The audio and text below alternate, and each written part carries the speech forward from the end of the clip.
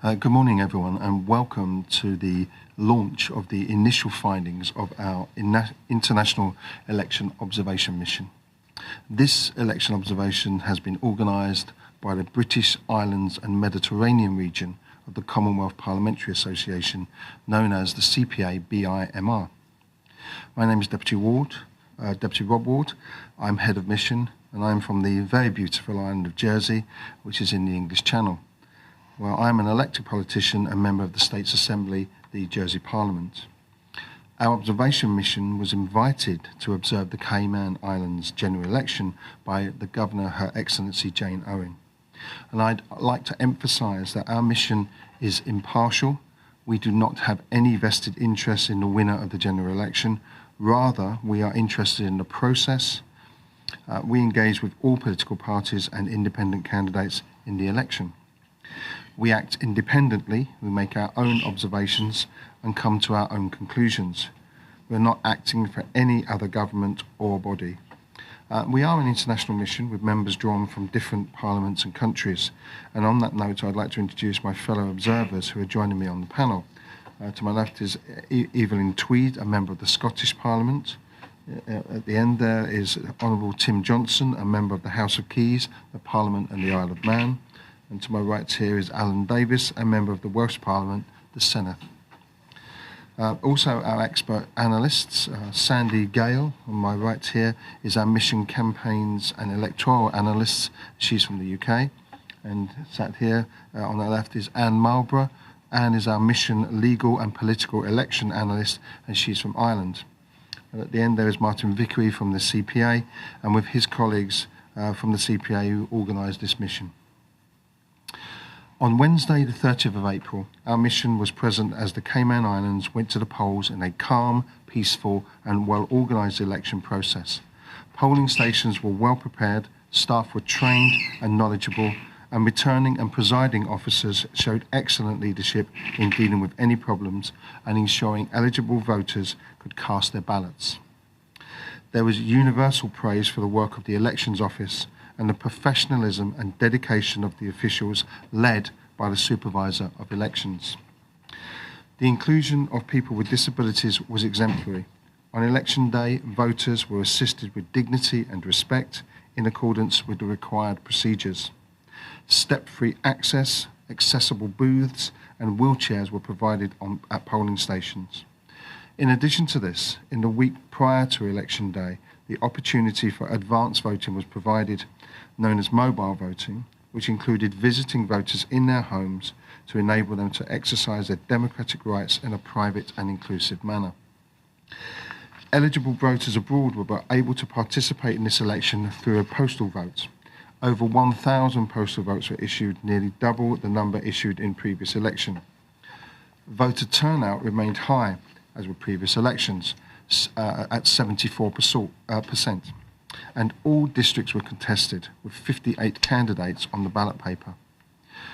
Many international human rights standards apply to elections in the Cayman Islands, and the domestic legal framework set out principally in the Constitution and the Election Act provides a good basis for democratic elections.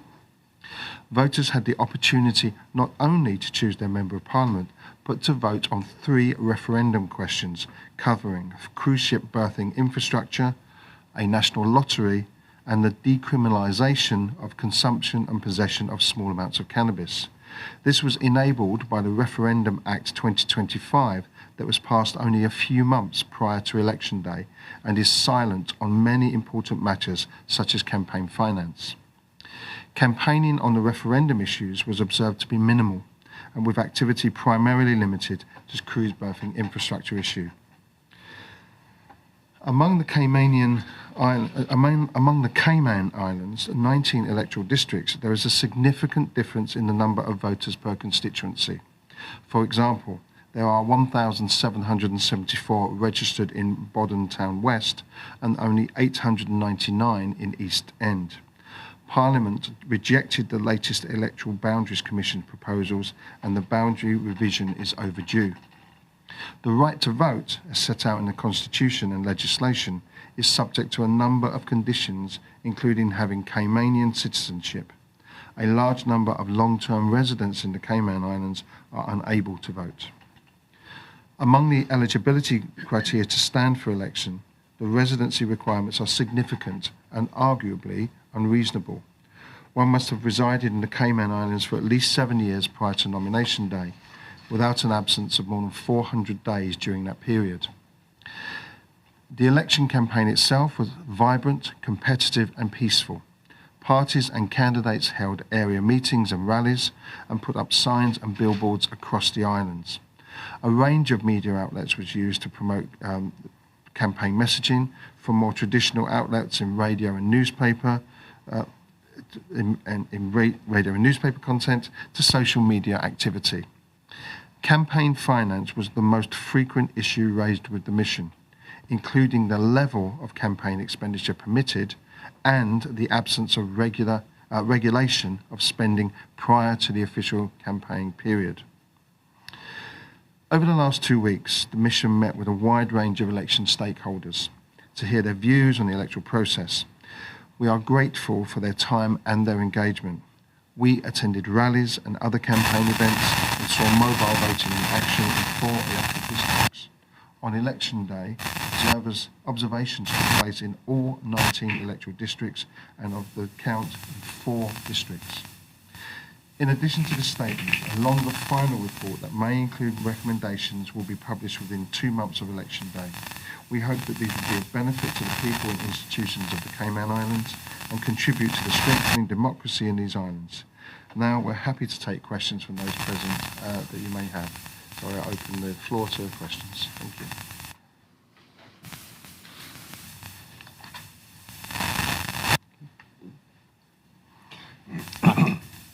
Good morning, my name is Andrew Harris. I'm with Compass TV.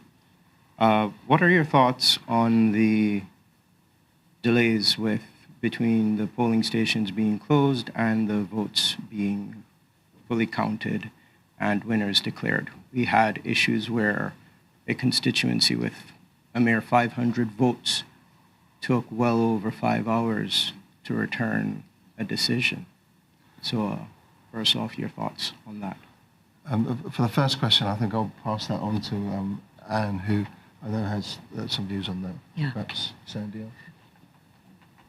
Yeah. Thank you very much for your question. We wouldn't really consider that a matter of delay. There are no standards about the speed at which at which a count is conducted. What is really important to us is that the count is conducted properly, lawfully, and that it's transparent, that everyone who is present, who is supposed to be present, particularly the candidate agents and any observers who might be there, that they have the opportunity to see what's happening. So this may mean that they have to look at every single vote and be given the opportunity to ensure that they're in agreement as to what the intention of the voter was.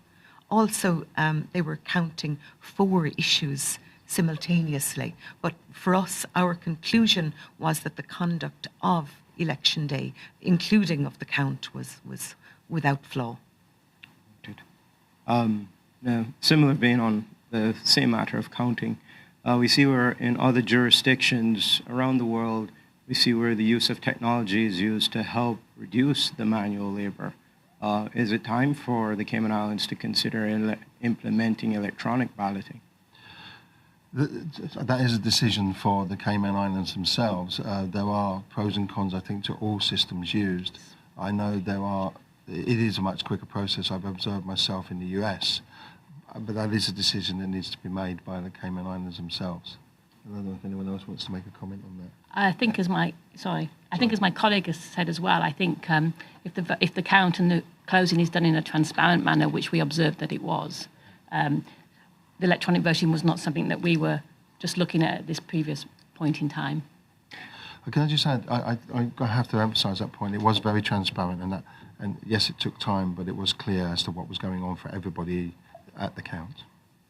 And staying with the issue of counting, we see in other jurisdictions where the media is allowed in the room while counting is conducted. Here, that is not the practice.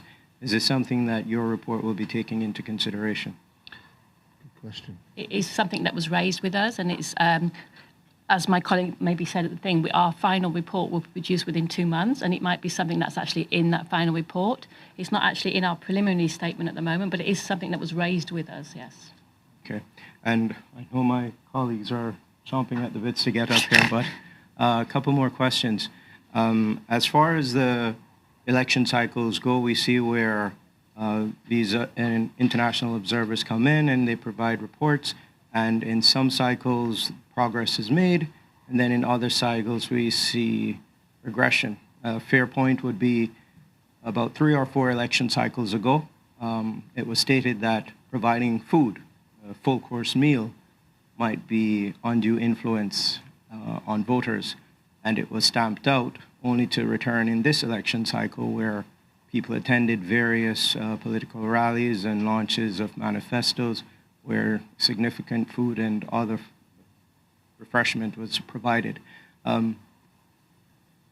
As far as your reports are concerned, are you monitoring the previous reports and previous findings and comparing that with how these elections are going forward and whether or not the suggestions are actually being taken on board? Well, I would say that each observation is an observation in its own right and has to be entirely independent. However, there will be a context for every jurisdiction in terms of previous reports and looking at what has moved forward in that time. So I think it's a combination of both of those things. We obviously, when recommendations are made, they're made for good reason and with evidence and through clear observation of the issues involved. So we obviously hope whenever recommendations are made, they will be taken positively as much as anything else. Does anyone else want to add anything to that? My final 2 questions then. In the vein of the election law and campaigning, there are several matters that you've raised in your initial report, everything from campaign financing, especially around things that might not necessarily be for candidates, but for instance, cruise berthing.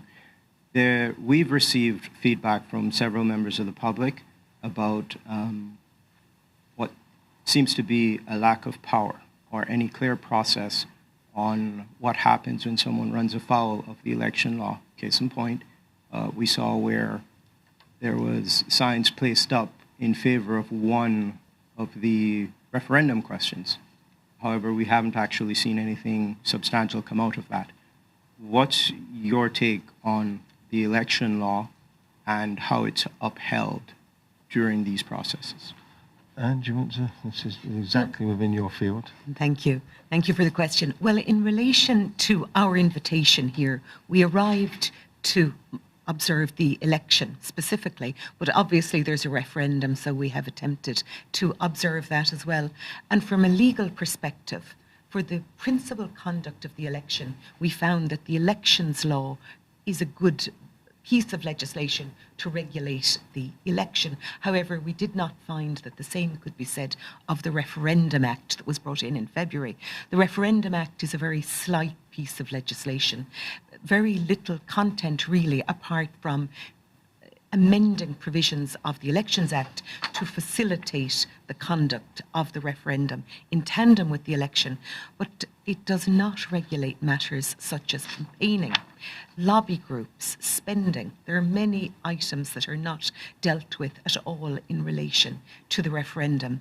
Now, there is no specific binding international law in relation to the conduct of referenda, but there is a set of guidelines of good practice, and these come from the Venice Commission, and that's persuasive authority. It's relevant for the Cayman Islands, and that does set out a huge amount of guidance suggesting to states that they need to ensure that there is equity, that there is a level playing field in the conduct of a referendum. And that's ensuring that information is available, that it's impartial, but that both sides are articulated, but that also there are limits on campaign activity, as with campaign finance within the political sphere, to ensure that there is fairness, to ensure that the voters are informed properly and that they have a neutral environment in which to reach their decision. Thank you. Now, I know that there was an issue with, or as was raised by this group, residency requirements leading up to elections. In addition to residency requirements, there are other issues such as people who might have dual citizenship or multiple citizenship by way of birthright, or whatever the case might be, who find themselves disqualified. What are your thoughts on people who find themselves in that position? I think that's a legal question again. And Thank you. Yes, we're delighted that you're very interested, because I suppose some of the background to our mission really is legal to some extent. We come here because there are international legal standards around democracy. And so we're very interested in all aspects of the election, including, as you say, the legal framework. So we certainly have identified some areas in the law that are not entirely ideal. In general, it's quite good, it's quite regulated. But around things like the right to stand for election, there are many qualifications that somebody has to satisfy. And some of these arguably could be dispensed with if one was to attempt to fully vindicate the rights to vote and to stand for election. Anyway, you've mentioned things like dual citizenship, and the law is a small bit vague there, in that you have to revert to court rulings to really understand whether somebody is qualified to stand for election or not. So it needs to be clear. There really needs to be certainty in the law. That's very important. But also there are issues such as the fact that somebody who has been sentenced to prison for more than 12 months, they also are disqualified from standing for election. It's just something to consider. Particularly given that there is going to be, I believe, a law review of the rules on spent convictions, and whether people who have convictions could be possibly allowed to run for election. But yes, so we certainly have looked at this, and we've looked into the technical detail. So when you get our final report within the next 2 months, we will have much more elaboration and possibly elaborate specific recommendations around the right to stand for election. Thank you. I'll yield to my colleagues. Thank you for your questions.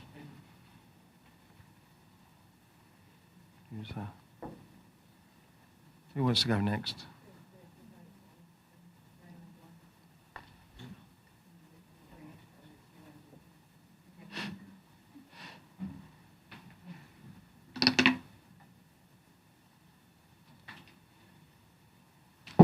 Hi.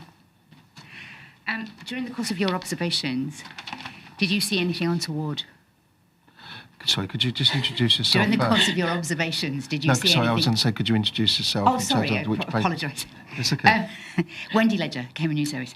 I was asking if you'd seen anything untoward whilst you were observing during the campaign or during election day. That's a very broad word, untoward. We observed a lot of very good practice. Whenever there is an election with thousands of people voting, there will be situations that will arise. But in general, I thought they were dealt with very well by the presiding officers and other officers available and the staff there. I don't know if anyone wants to add anything to that. So I wouldn't pick out any specific situation that I could recant, but so yes. So you didn't receive any reports of vote buying at all? On the day? On the day, yes. I don't believe that we did, no. Referring to, you said that you will be addressing the issue of the media not being allowed in the polling stations, probably in the final report. It would be quite useful to us right now if you could give us a little bit more information about what happens in other jurisdictions, because I am aware that in other jurisdictions, particularly during the count, the press are allowed in. I mean, this time we did kind of attempt to go a little closer once the polls were closed and sort of, challenge that 300 feet exclusion zone. But we were absolutely driven away. So we weren't allowed to even get close to the count, which kind of made it difficult for us to be able to be there for the announcements, because although the returning officers do sometimes come out and make the announcement, they don't always. They sometimes do it inside the hall. And so it makes it hard for us, all small media houses, trying to spread people thin, to cover that. So it would be helpful so that we can argue our case with the Elections Office about removing that ban for the next election. If you explain to us why it's a good idea for the press to be around for the count and the announcements and what happens elsewhere. There's a couple of things I will mention. I think the line taken, and I'm sure people will add to this, it might be Sandy's area in terms of election process, that there are agents for all of the parties there, and the openness of the count to those agents is very, very clear to us. So our concern is not about it just simply being closed for those reasons. In terms of the media, every country, jurisdiction, island, land has a different relationship with its media. Partly, you're probably right, to do with the size of the media outlets. And so that will be a decision that will need to be taken in terms of your relationship, I suppose. In terms of the final report, I'm unsure as to what we're going to be able, because we haven't produced the final report yet. Does anyone want to make a comment on that regards access to the media? Yeah. Shall I just say, this isn't a comparative report in terms of Yes. comparing this jurisdiction with another jurisdiction. It's about comparing the operation of the electoral process here against international standards and international law. And that creates a very different conversation. We're not advocates for any particular point of view. We're advocates for the process that should be followed according to law. And our report, our final report, will address all many issues, but against those standards rather than simply saying it's this jurisdiction and that jurisdiction. That's not the way in which we approach this. That's a very important point, well put, actually. Thank you. Anyone else related to that? So we're on our own then. Sorry, Yeah, I didn't hear I that. get it. It's all right. Was there anything in particular during the process that you've observed that you thought was particularly stand out good or particularly stand out bad? I mean, we did mention, I mean, personally, I'll say the mobile voting that went to people's homes gave huge access to being able to vote in all sorts of circumstances. It could have meant that you could not access the vote. I think that was very, very important. And sorry, I know you want to say something. You say something, I can always finish off. Do you know, one thing I would say, and which struck me very, very clearly, having observed many elections and participated in many elections over the last 30 years, one thing that really stood out for me on Wednesday was the kindness of presiding officers and polling clerks helping people and enabling people to participate. I think sometimes we look at some of the legal requirements in a very sort of cold way, don't we? We compare this and that. But one thing that stood out to me was human kindness, and I think that's something to be commended here, and also the way in which counting officers took so much care and attention to each individual vote. In the 2 boxes I watched being counted in West Bay, I saw every ballot paper that was counted, every single one. And I think in terms of the wider transparency of the process, I think that is really important. So that transparency of account and the kindness of polling officials is something that stood out for me. Evelyn, do you want to? Yes, thank you, Rob. Yeah, I thought the process was absolutely amazing in terms of disabilities. Every polling station that we went to was very, very inclusive, and as my colleagues have said, the kindness of the staff in helping people, and it was very, very respectful, and people were treated with real dignity, and I would really, really praise the process for that. I mean, I'd finish off. I don't know if you want to say something to me as well. You Well, do that yeah. because I've just jotted down so I remember what I was going to say. So go on. Well, no, I would say I'd add to that. I was fortunate to be able to go to BRAC for the election there, and obviously meeting the presiding officers the day before, and meeting some of the candidates the day before, and that opportunity, and then the day itself. Again, I really would like to to praise the presiding officers and the teams in BRAC. I think they did an excellent job. They clearly knew their roles and their responsibilities very clearly, and they executed that really in a really great way. So certainly, would like to make that recording. Yeah, sitting here thinking about it, I think that a more general thing that I thought stood out was there was real pride in the people running the polling stations, that it was done correctly, that everybody knew what they were doing, that people were welcomed. In fact, one of the first things I will mention, is when we went to the first mobile polling station, as I was welcomed and said, we welcome people. I said, oh, you're here to welcome. And he said, yes, but first of all, we have a Cayman welcome. And then we welcome to the election. Now, for somebody visiting, I thought that was very welcoming. I also learned to say Cayman and not Cayman, which I've tried to be consistent with. I think it's really important. But I think the pride in taking part in the process is something that stood out. Sorry, can I? Yes, of course. Sorry, quickly add. I don't think we also use the word good or bad in our election reports. As my colleague said, we look at international standards. We also look at your election law. So I wouldn't say anything was good or bad. For me personally, on election day, I think it was the knowledge of the polling staff. I think they'd obviously been quite well trained, and the presiding officers, the returning officers, the clerks, all knew their roles very well.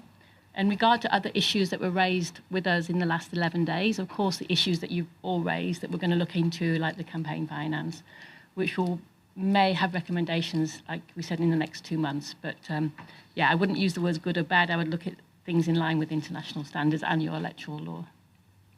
Anyone else want to add? Okay. That's it. Yep. Thank you very much for your questions. You like us? Given his time to me. Two other questions from me. In instances where we see that you have a referendum, a general election, both of which are governed by two separate laws, would it have been a better idea to put them on two separate ballots as opposed to just the single? I mean, I don't think that is a decision to be made by those running those referendum and election. I don't know if anyone has something we can say on that. Again, it's the word better or not.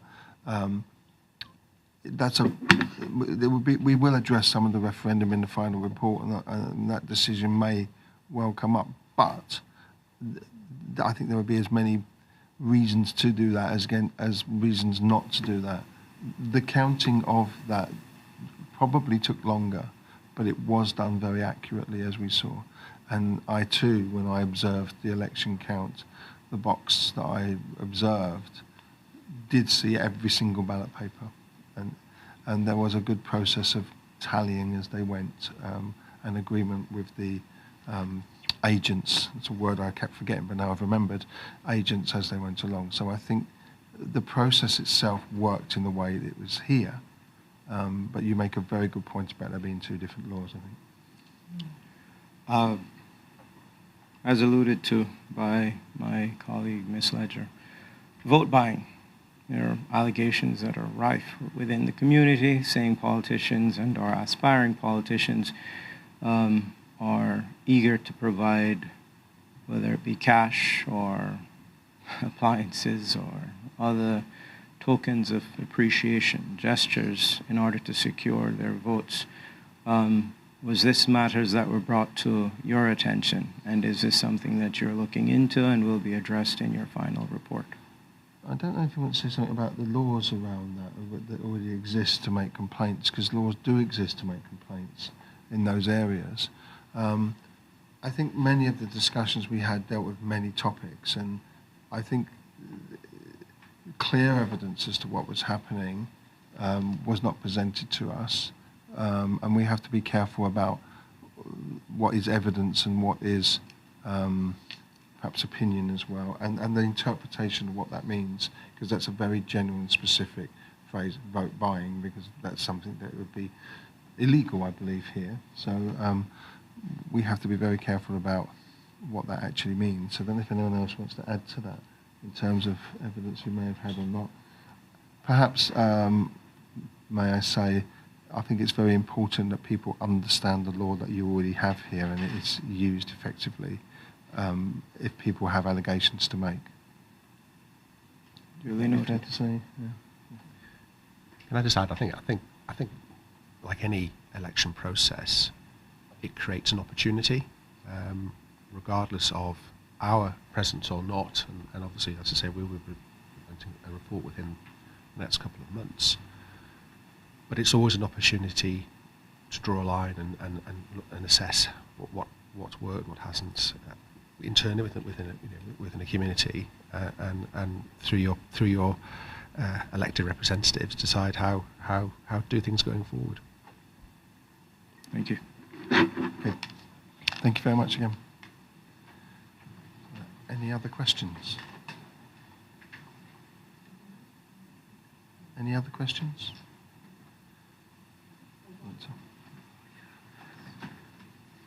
Felt like I was going, gone then, but we're okay, thank you.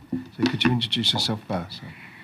Good morning, Elizabeth Charles, CIG TV News.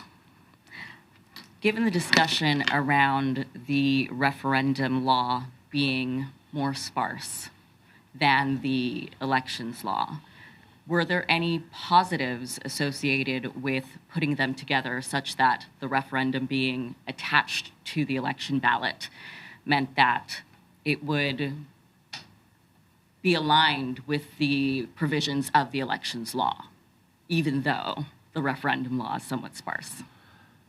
Well, I'll let Anne answer this if you could, regards the law. I mean, the laws are separate. Yes. The question of putting the ballot paper together is another one. I suppose it being in one place is easier to administer, so there is some practical positives from it. But in terms of the laws, they are separate, aren't they? And the governance. The laws are separate, and in a way, we're not necessarily here to offer you our personal opinion, much that we would love to offer our opinions.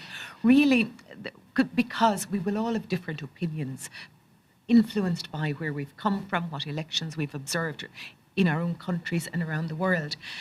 And there's a huge amount of freedom, though. There's this margin of appreciation within the sovereignty of the Cayman Islands, in that you are welcome to order things as you wish, as long as you are in compliance with the broad principles of international law. But how you decide to administer things, as long as they are open, transparent, lawful, rule of law is upheld, those are the fundamental principles. And apart from that, you have freedom. So we observed that it was done. It was seen to be expeditious. Now, in general, it's not ideal to cobble any law together close to an election. You know, really, the fundamental rules for elections need to be stable, because all the stakeholders need to know what they're dealing with. They need to order their campaigns in accordance with the law. And if the law changes very close to the election, it wrong-foots people and puts some at a disadvantage. The facts, though, really are that while the referendum law was very late, it's very minimal. Now, it's flawed because it's minimal, but it still is minimal. So it's not ideal, but it's certainly entirely a matter for yourselves to decide whether to conduct referenda in tandem with elections or not. It doesn't make a lot of difference as long as it's done properly. Okay. So no benefits, no network benefits from putting them together? I think what Anne said there was really quite a comprehensive answer and way better than I could have answered. Yes. Be quite frank. Thank you. Thank you very much.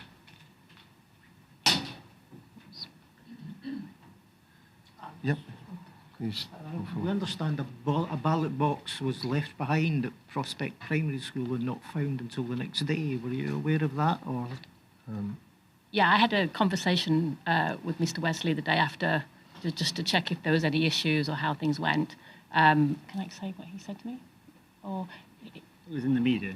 It was in the media, so I understand that there was no ballots in the ballot paper, in the box. But it was something that was brought to, it's not something we were judging or looking at, but it was something that was brought to our attention, yes. Okay, thank you. Okay, thank you. Is there anybody else who wants to ask a question? Going once? Twice? Thank you. I would say that at the end of the press conference, you'll be given a copy of the preliminary statement. It's also will be on our website. And just to finish, I'd like to pass on a personal thanks from us all for the hospitality that we've experienced here and the welcome that we've had from Cayman Islanders and the people that we've met, open, transparent, and it's been a very positive experience for us, and we'd just like to say thank you on behalf of everybody on the election mission itself to all members of your community. Thank you very much. And with that, we'll call the press conference to an end. Thank you. Thank you. I'll wait for the signal.